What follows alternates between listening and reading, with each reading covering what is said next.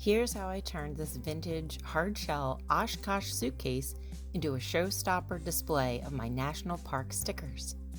I visited several antique shops to find the perfectly sized suitcase as my canvas. The one I chose had scuffs on the outside, which I loved, and thankfully no foul smelling odors on the inside. Took some WD-40 and gently sprayed the hinges. Started first with a hammer and nail to drive the pins out of the hinges. This was really challenging. I tried different angles and sprayed more WD-40, but it was really hard. So I grabbed a mini tool that was skinny enough to tap on the pins and tried again to knock them out.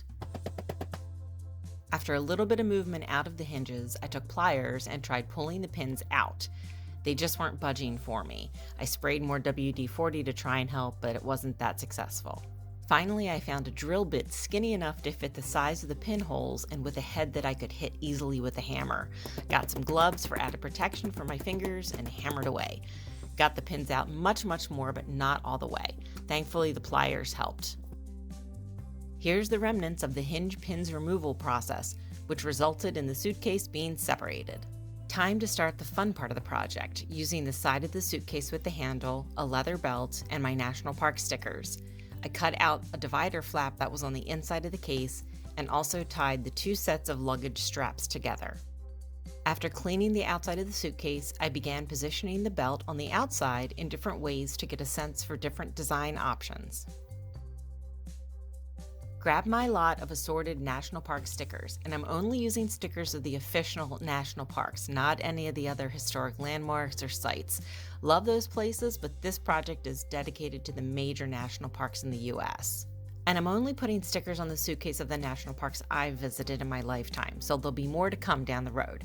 I took the stickers, which still had their backings on them, and played around with it for different ways that I wanted the layout to look. It took some time, but because they weren't sticking to it, it was really easy to have fun with this part. Once I was happy, I stuck them on. I also decided to add a different buckle to the belt. Then I positioned the belt where I wanted it to lay.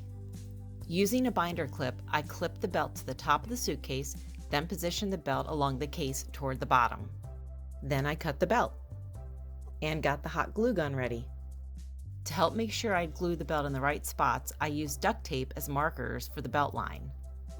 From top to bottom, I glued the belt on in sections. Then I added a binder clip to the bottom and removed the duct tape. Once dry, I took off the binder clips. And here's what the project looks like now. On the wall where the suitcase is hanging, I added a double hook that perfectly fit the suitcase handle size. Then I hung a couple small personal paintings on both sides of the case. This brings me such joy, great memories, and a big smile whenever I walk past it in my home. I hope you are inspired to create something just as amazing and special as this is to me.